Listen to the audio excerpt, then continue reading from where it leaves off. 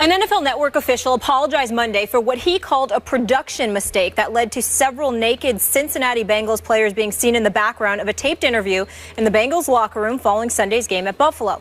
Well, the apology did little to calm concerns of Bengals tackle and union rep Andrew Whitworth during an interview with reporters on Monday. He said this: "This is a big issue for me. This is my office space. I shouldn't have to change in it and be in front of people I don't know or really don't have any purpose of being near me other than the fact that they're interviewing other people. If I was a woman, this would be a completely different subject and it would be a complete firestorm. We can't always just serve women and everyone else. Men deserve a right too. We have rights. We have privacy. We deserve all the things we want as well. As a man, I think it's right the policy is changed." Gentlemen, you have spent decades in locker rooms. What's your reaction, Stephen A., to Whitworth's comments here? Well, I don't totally agree with him, but I appreciate his sentiments. And I appreciate his courage in expressing what he expressed.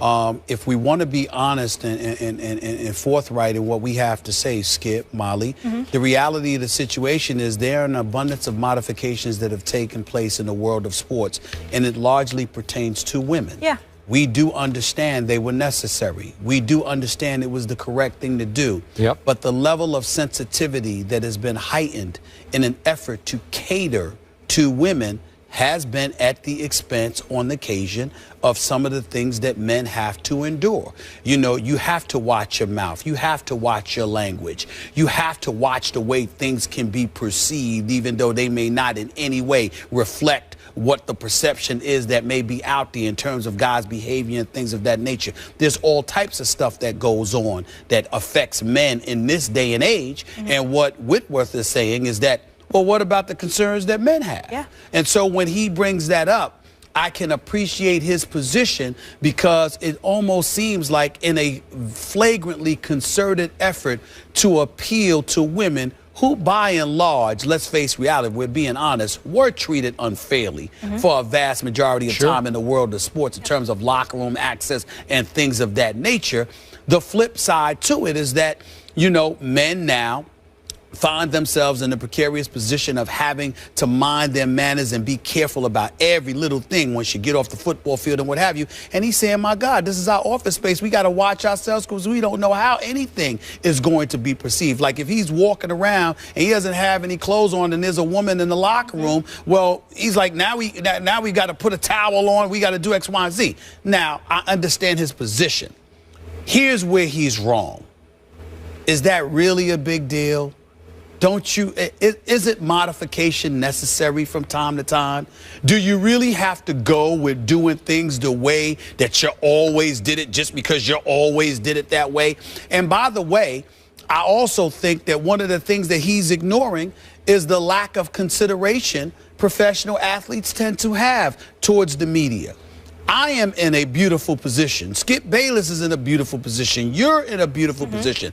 But by and large, most folks in the media are not sitting in the privileged position that we're in. They're not making the same amount of money. They're not on national television. They don't have the same voices, the level of access, et cetera, et cetera. So as a result, most folks in the media are working their tails off, just trying to do their job, trying to get an interview as quick as they possibly can so they can get the hell out of there, write their articles, and go home. Do your stand-up. And go home. And these professional organizations, and the athletes, but also primarily the organizations and the leagues who I don't believe, you know, are considerate enough towards the media, foster this mentality where the level of disrespect is so flagrant that one can't help but sit there and look at them and say, what the hell is wrong with y'all? You know, when somebody, listen, you come off a football field, you can take off your pads.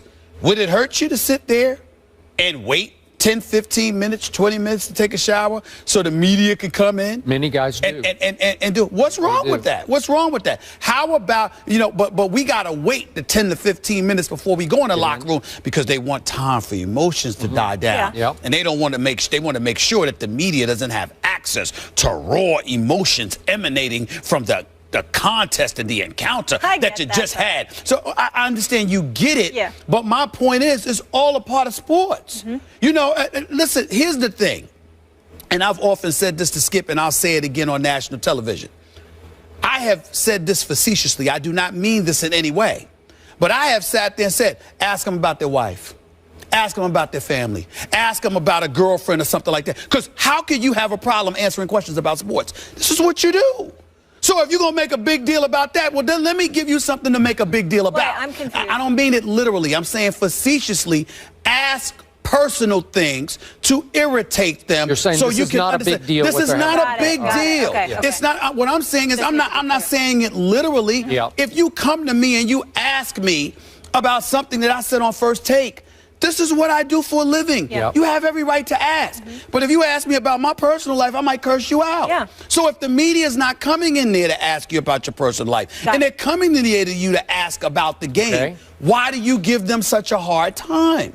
Every time you do stuff like that, you create this divide, this figurative wall that has to be leaped over. And as a result, you find yourself in these precarious situations where access is granted, where cameras are rolling and stuff like that. It's not like they're trying to do it on purpose. They're just trying to get in there to get as much as they can, as quick as they can, so they can get the hell out and go home. Nobody's trying to linger and lurk around. And last point.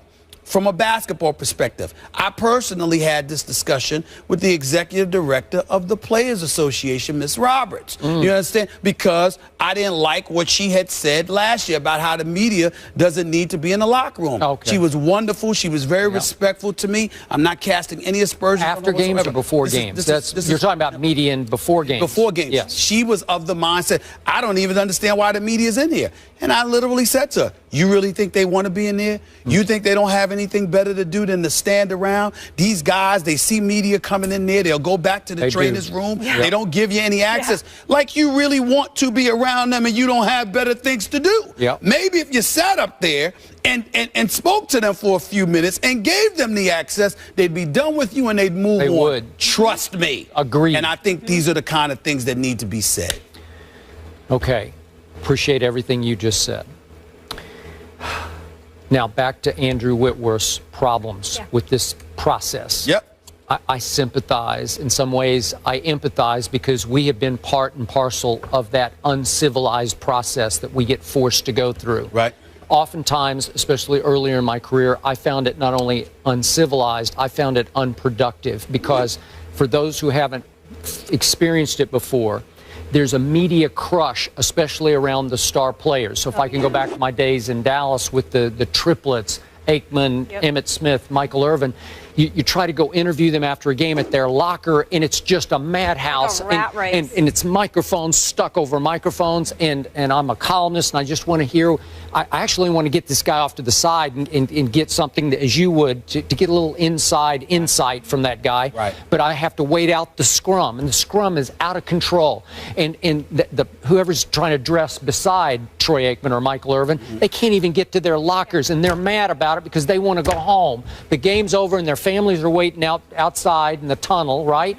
And so there's got to be a better way. Well, for a while, Tex Schramm, the late, great Tex Schramm, kind of the godfather of the Dallas Cowboys, he decided when women needed to be in the locker room, remember, he had a coach in Tom Landry who said it was against his religious principles to have women come in to where men are trying to get undressed, right? So Tex Schramm said, let's create a room across the hall that will be the interview room, and we'll have little podiums for all the players. You guys request who you want to come across the hall, and you can interview them civilized. The defense will come over with bathrobes on, and then the offense will be getting dressed and come over in their suits, coats and ties. Okay, it works fine, except some of the players would say, you know what? I'm not going to make that walk across the hall today. I don't want to talk to these idiots. We lost today, so I'm going down the hall. I'm going up to the bus, right? Or wherever they're going, okay? They're going to their cars. So my point is, I don't know a better way than this. And what Andrew Whitworth has to get through his head as the player rep, that what happens right after a game in the media availability, what happens on Wednesday and Thursday and Friday, media availability, is crucial to the lifeblood of the National Football League. Am I right about that? Because it's free publicity. It's promoting and fueling the greatest game in America. They don't care. They don't care, but they need to realize that. They do. This is the Marshawn Lynch argument. Sit on your locker. You know, I guarantee you sit there for 15, 20 minutes after a game, I promise you, people will get in and out as quickly as they possibly can for the most part because they don't have a desire. They want to get their work done and go home. Yep. Great conversation. I wish we had more time, but we have to move on.